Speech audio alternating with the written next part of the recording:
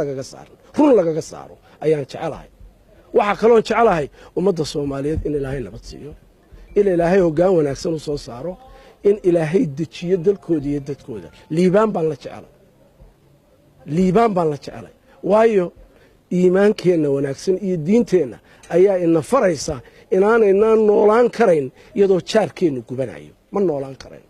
ma joogi karaysid gurigaaga nabad ahaan maayo iyadoo deriskaaga dab ka baxayo saameyn bay nagu leeyihiin mid togan iyo mid taban labadaba duruuf kasta oo ka jirta Soomaaliya marka inay hoggaan doortaan iyagay jirta inay hoggaan doortaan baynu ugu hambalyeeynaa inay rajada laga qabo helaan baynu ugu hambalyeeynaa inay wax qabsadaan baynu ugu hambalyeeynaa xadantada dagaalka lagu celceliyana qalbigaygu xor buu ka yahay haddii ummadda Soomaaliyeed istishay hadday kala tagtay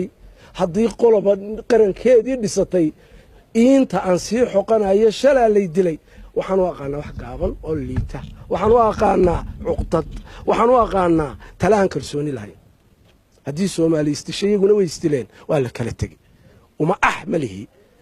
waxaad nool oo dhashay shabaabkiina ay hortuban oo ka dambeeyay taariikh dhacday oo meel ku qoran ha noqoto laakiin taariikh cabatina oo aan liido oo aan saaka la damqanayo yay noqon waa inay noqotaa taariikh laga gudbay marka waxaynu leenahay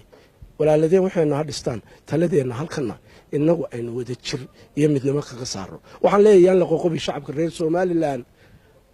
hal la mideeyo inta midaysan oo midnimadooda hal la ilaaliyo isku duubnidooda hal la ilaaliyo wada jirkooda hal la ilaaliyo shacabkana waxaan ugu baaqayaa